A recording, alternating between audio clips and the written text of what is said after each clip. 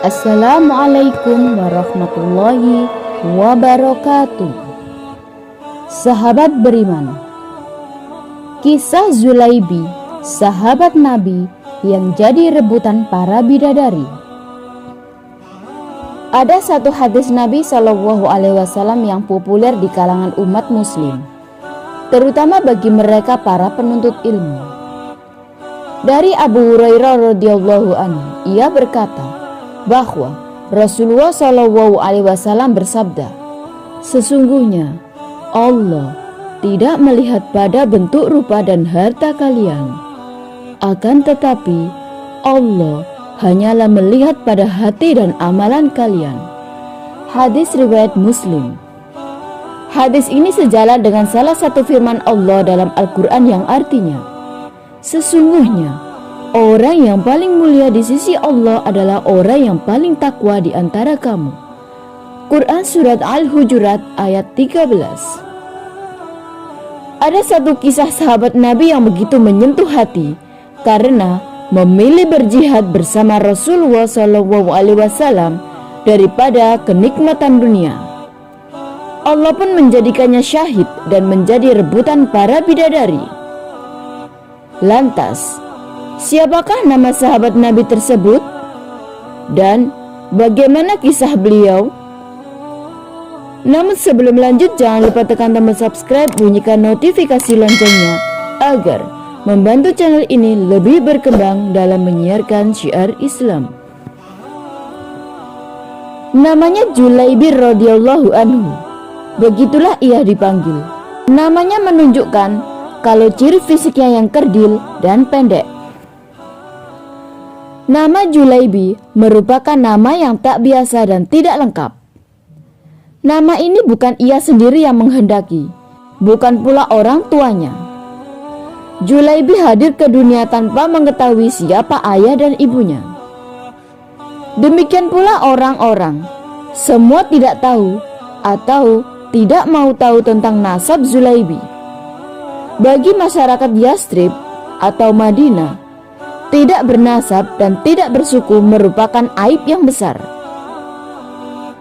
Tampilan fisik dan keseharian Zulaibi yang lusuh menjadi alasan orang lain tidak mau dekat-dekat dengannya. Wajahnya terkesan sangar, pendek, bunguk, hitam, dan fakir. Kainnya usang, pakaiannya lusuh, kakinya pecah-pecah tidak beralas. Tidak ada rumah untuk berteduh. Tidur hanya berbantalkan tangan, berkasulkan pasir dan kerikil. Tidak ada perabotan. Minum hanya dari kolam umum yang diambil dengan telapak tangan. Abu Barzah, pemimpin Bani Aslam, sampai-sampai berkata tentang Zulaibib, "Jangan pernah biarkan Zulaibib masuk di antara kalian. Demi Allah, jika dia berani begitu, aku akan melakukan hal yang mengerikan kepadanya." Demikianlah keadaan Zulaibib kala itu. Namun Allah berkehendak menurunkan rahmatnya. Tidak satu makhluk pun bisa menghalangi. Zulaibib menerima hidayah dan dia berada di barisan terdepan dalam sholat maupun jihad.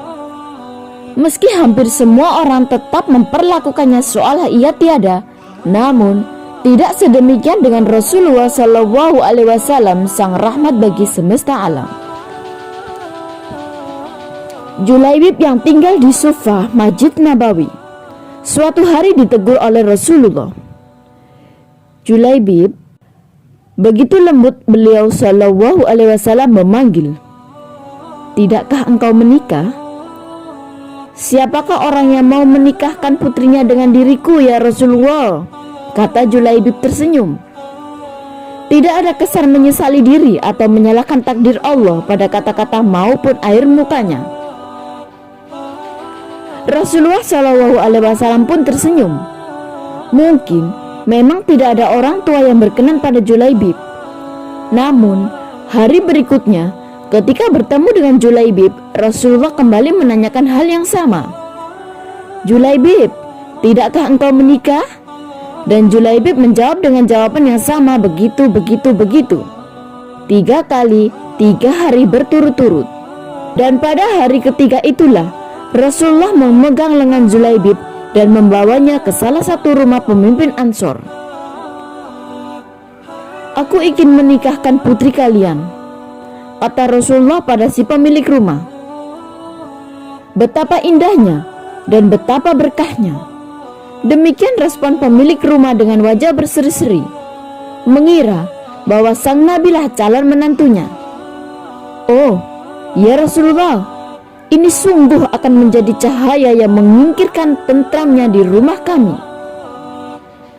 "Tetapi bukan untukku," kata Rasulullah.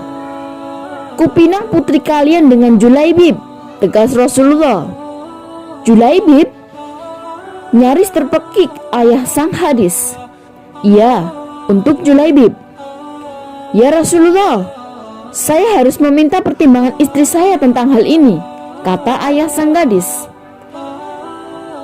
"Dengan Julaibib?" Istrinya menjawab. "Bagaimana bisa?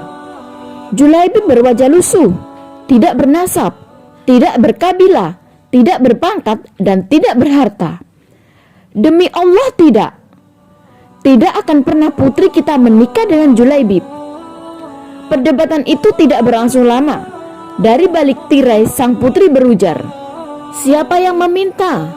Sang ayah dan sang ibu pun menjelaskan, "Apakah kalian hendak menolak permintaan Rasulullah? Demi Allah, kirim aku padanya. Dan demi Allah, karena Rasulullah yang meminta, maka tiada akan membawa kehancuran dan kerugian bagiku," kata sang gadis. Sang gadis soleha itu lalu membaca ayat yang artinya, "Dan tidaklah patut bagi lelaki beriman dan perempuan beriman, apabila Allah dan Rasulnya telah menetapkan suatu ketetapan, akan ada bagi mereka pilihan lain tentang urusan mereka. Dan barang siapa mendurhakai Allah dan Rasulnya, maka sungguhlah dia telah sesat, sesatnya yang nyata." Quran Surat Al-Ahzab ayat 36. Dan sang Nabi dengan tertunduk berdoa untuk sang gadis soleh itu, "Ya Allah, limpahkanlah kebaikan atasnya dalam kelimpahan yang penuh berkah. Jangan kau jadikan hidupnya payah dan bermasalah." Demikian doa indah Rasulullah. Maka benarlah doa Nabi SAW. Tak lama kemudian Allah karuniakan jalan keluar baginya.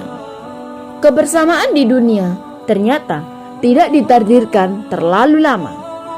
Meski di dunia sang istri soleh dan bertakwa, tapi bidadari telah terlampau lama merindukannya di surga.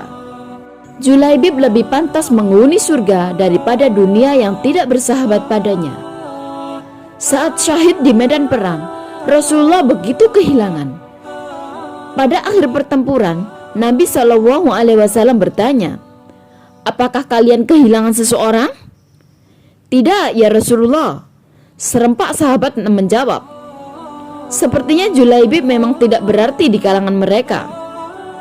"Apakah kalian kehilangan seseorang?" tanya Rasulullah kembali.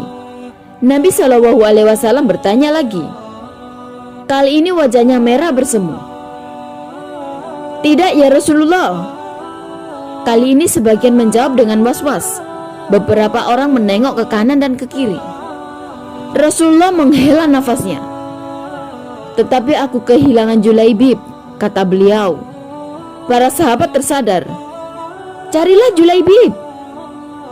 Maka Julaibib yang mulia pun ditemukan. Ia terbunuh dengan luka-luka di sekujur tubuh dan wajahnya. Di sekitar jasadnya ada 7 jasad musuh telah ia bunuh. Rasulullah dengan tangannya sendiri mengkafani Julaibib. Beliau mensalatkannya dan berdoa, "Ya Allah, dia adalah bagian dari diriku dan aku adalah bagian dari dirinya," kata Rasulullah.